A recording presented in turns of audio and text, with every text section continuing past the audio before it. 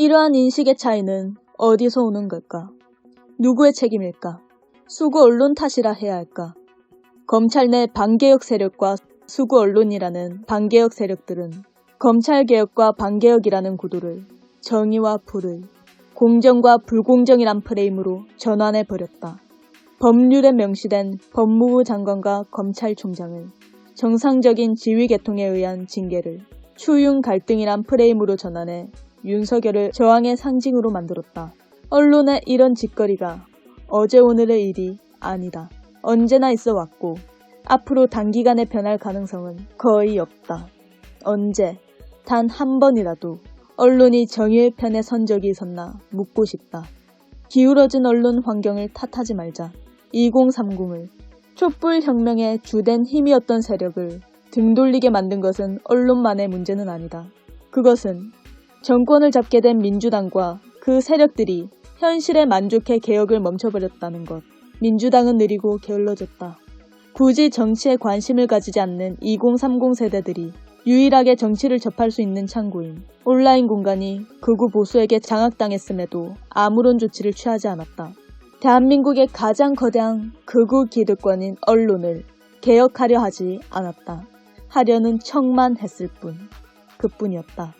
손안의 권력에 만족한 민주당과 지지 세력, 진보 진영은 발전하지 않았고 변화하지 않았다. 겸손하지 못했고 오만했다. 다른 생각을 틀린 생각이라 비난하고 이해와 설득을 구하지 않았다. 결단해야 할 때 머뭇거리고 대의를 상실한 채 자신들의 권력과 안위를 위한 편한 길만 찾아다녔다. 민주당은 결국 180석이라는 거대하지만 쓸모없는 기득권이 되어버린 것이다. 누군가는 세대 차이, 세대 갈등이 원인이라 말한다. 하지만 기성세대와 젊은 층의 세대 갈등은 이제껏 쭉 있어왔다. 지금의 기성세대들이 2030 세대이던 시절에도 당시의 기성세대와 세대 간 갈등이 있었고 그 당시의 기성세대들 또한 지금의 기성세대들이 우리를 보듯 그들을 보았을 터. 그렇기 때문에 세대 갈등이라 말하기는 어려울 것 같다. 2030 세대는 특성이 뚜렷하다. 가장 큰 부분은 경쟁사회 세대란 것이다. 경쟁에 익숙하고 경쟁에 대한 피로감이 크다. 그렇기 때문에 공정, 반칙과 특권에 대해 굉장히 민감하다. 극우 언론이 그 민감한 부분을 적절히 건드린 것이다.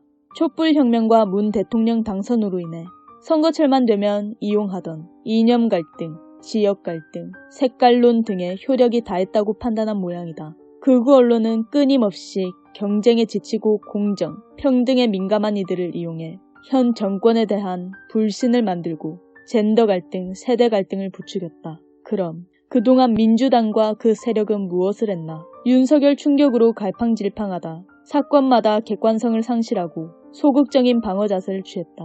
근거와 논리를 통한 이해와 설득이 아니라 누구보다는 낫다식의 공격만 퍼부어댔다. 이는 결국 2030 세대와 중도층의 불만을 더 키우기만 했다. 신뢰도를 하락시키는데 지대한 공헌을 했다. 극우 득세라기보다는 반민주당 분위기가 더 짙은 이유다. 현직 대통령보다 여당의 지지율과 이재명 후보의 지지율이 더 낮다는 걸 기억해야 한다.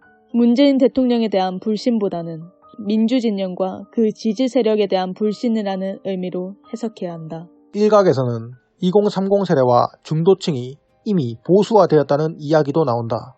하지만 촛불혁명이 이뤄지고 문재인 대통령이 당선되었을 때 그 일련의 일들을 만들어내는 주축에는 2030 세대가 중심이 된 중도층이 분명히 존재하고 있었다. 그들이 우향화되었다면 촛불혁명과 문재인 대통령 당선에 기여를 했을까? 몇십 년 전 일도 아니고 고작 4, 5년 전의 일들이다. 언론이라는 가장 큰 스피커와 부동산, 게임, 남성 커뮤니티 등이 이미 극우 성향으로 치우쳐져 있는 건 기정사실이다. 그러나 정보, 소통의 창구가 언론뿐이었을 때와는 시대가 달라져 포털, 유튜브, SNS라는 다양한 정보 소통의 창구가 생겨났기 때문에 우리가 무조건 불리하다고는 할 수 없는 상황이었다. 하지만 이미 마음가짐과 태도가 달라진 이들의 목소리가 젊은 층과 중도층에 닿았을 리가 없다. 보다 유리한 상황이었음에도 불구하고 스피커 전쟁에서 패배하였고 투기공화국과 경쟁사회 등의 사회 구조적인 문제를 해결하지 못했다. 극우와의 차별성을 잃고 언론이 흔들면 흔드는 대로 이리저리 휘청거리다 국민의 이해를 구해야 하는 상황에 닥쳐도 극우 기득권을 향해 유치한 반박밖에 하지 못하는 수준에 이르렀다. 그럼에도 불구하고 그 사실을 빠르게 인지해 변화를 꾀하거나 적극적으로 창구를 열고자 하는 이는 없었다. 중도층을 향해 무지하고 철없고 책임감이 없다고 비난만 하다 여론이 등을 돌리고 나서야 겨우 심각성을 깨닫고 움직이기 시작하는데 때는 이미 늦은 후였다. 여러 커뮤니티에는 정치 알바와 극우 성향의 사람들이 언론의 자극적인 헤드, 짤 등을 가져와 더 자극적으로 만들고 여론을 부추긴다. 유튜브의 극우 채널들은 젊은 층이 쉽게 관심을 가지는 연예계 또는 흥미로운 영상을 다루는 채널인 듯 위장한 채 중요한 순간마다 현 정부와 민주당 인사들에 대한 부정적 인식을 갖게 만드는 영상을 올린다. 거짓 정보와 엉터리 해석으로 젠더 갈등을 부추기고 현 정부를 비판한다. 이미 그 채널에 관심을 가지고 있던 이들은 자연스럽게 그러한 영상을 보게 되고 반복은 습득이 된다. 곳곳에서 쏟아지는 정보들 대부분이 비슷한 모양을 하고 있기 때문에 진실인지 거짓인지를 거를 새도 없이 저장이 되고 이는 어느새 개인의 무의식적인 지표가 되어버린다.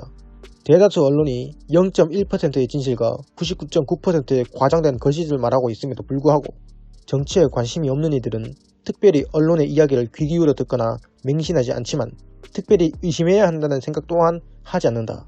언론은 그저 소식통이고 지금에 와서는 국민의힘이든 민주당이든 똑같은 꼰대이며 똑같은 기득권층으로 보이는 것이다. 누가 더 깨끗하고 누가 더 더러운가가 아닌 누가 더 실질적으로 우리 생활에 이득이 되는가를 생각하고 움직이게 된다. 그러니 민주당에 누가 뭘 했든 국민의힘이 더 심각하다는 엉터리 대응이 통할 리가. 진중권 전 동양대 교수는 조국 전국 당시 진보가 거의 기득권이 되어버렸다는 느낌이 든다. 젊은 세대에게 미안하다고 말했다.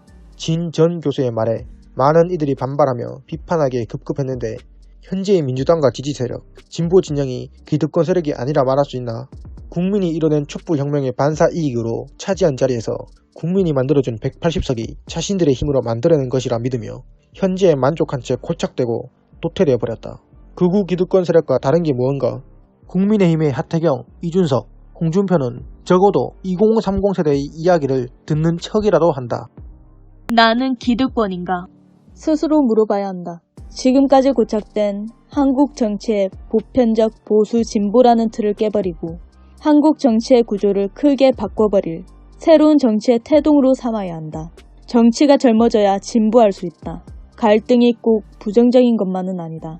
갈등이 있어야 문제에 대한 인식과 해결이 뒤따르고 그래야만 앞으로 나아갈 수 있다. 돌아봐야 할 때이다. 반성하고 발전할 때이다. 정치에 무관심하더라도 진실이 무엇인지를 당연히 알 수 있게 해야 한다. 국민이 제대로 된 정보를 가지고 객관적으로 판단할 수 있도록 해야 한다.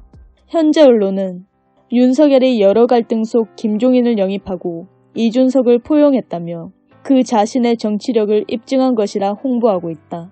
우리는 그 모든 것들이 철저하게 기획된 정치적 쇼라는 것을 알릴 수 있어야 한다. 잠적했다는 이준석이 가는 모든 곳에 기자가 따라붙어 일거수일투족을 언론이 보도할 때 김종인의 생각과 의중이라는 형체 없는 것들이 언론을 통해 형체를 띈 채 보도될 때 윤석열의 말과 행동이 맥락 없이 느닷없이 변하는 것을 언론이 보도하고 또 자의적 해석을 내놓을 때 다수 국민들이 어떻게, 왜라는 의문을 가질 수 있도록 해야 한다. 최근 여론조사를 보면 20대는 69.4%, 30대는 68.3%가 아직 투표할 후보를 결정하지 못했고 20대의 64%, 30대의 56.9%가 지지 후보를 바꿀 수 있다고 답했다. 아직 그들의 표심이 갈피를 잡지 못하고 있음을 보여준다. 20대의 한 사람으로서 바란다. 권력을 가졌다고 안주하지 말아달라. 당신들이 쥐고 있는 그것은 변화와 진보를 갈망하는 국민들이 만들어 준 것이다.